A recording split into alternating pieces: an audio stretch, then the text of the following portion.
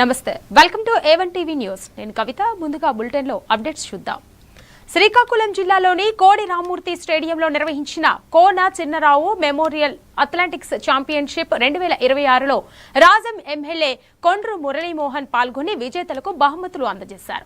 విద్యార్థులు విద్యతో పాటు క్రీడల్లోనూ రాణించాలని నిరంతర సాధనతో పాటు క్రమశిక్షణ అలవర్చుకుంటే ఉన్నత విజయాలు సాధించగలరని ఆయన సూచించారు.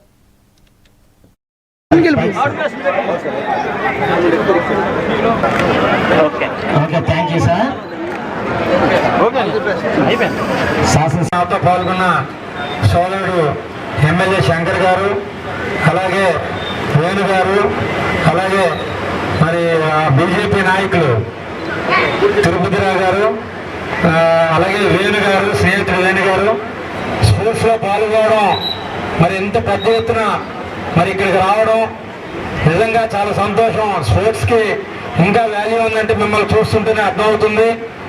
ఏదేమైనప్పటికీ మన ఎమ్మెల్యే గారు ఈ నియోజకవర్గం సంబంధించి మంచి స్టేడియంని నిర్మించడం కాదు, కొత్త స్టేడియం కూడా నిర్మిస్తానడం కూడా ఒక శుభపరిమాణం.